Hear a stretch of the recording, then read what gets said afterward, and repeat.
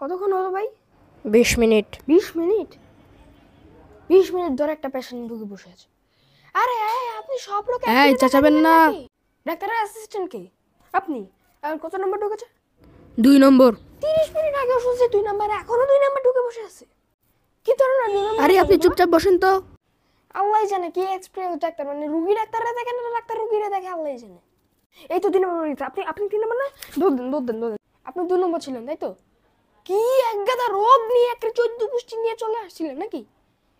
আরে আবার 3 নম্বর ঢুকে আবার সে মরে গেছে। আরে আপনি তো কথা বলেন কেন? কি করছে এত ভিতরে? কি হলো? আরে আপনি চুপচাপ বসুন তো এখানে। কত নম্বর? 4। আপনার? আমার 3.5। দ্যাট। আচ্ছা আপনি কি করেন? আমি আসলে একজন কৃষক। হ্যাঁ আমার মনে হয় কৃষক হচ্ছে সমাজের মেরুদণ্ড। মানে কৃষকদের যে একটা ধৈর্য, এই ধৈর্যটা কিন্তু কৃষকদের লাগে। ধৈর্য ছাড়া কিন্তু কৃষক হওয়া এত সোজা কথা না। আমাকে বলবে যে আপনি আগে যান, আমি পরে যাচ্ছি। ধর, আমার কাজ আছে, আমি আগে যাব। মানে ধৈর্য। কলঙ্ক আপনি কৃষকের নামে। এখনো বেরোচ্ছে না। আরে কি হলো?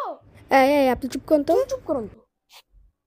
এই যে ভাই, আপনার আগে আমি গেলে কি আপনার সমস্যা আছে? হ্যাঁ আছে। Thank you. ঠিক আছে আরে ঠিক আছে, ধন্যবাদ। আমার প্রবলেম আছে তো, বললামই তো।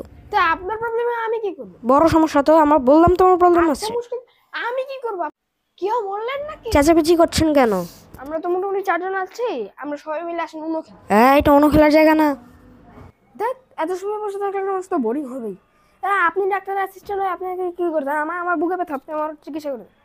আমি এসব কিছু পারি না। এতদিন ধরে ডাক্তারের সাথে থেকে আমি কিচ্ছুই পারে না।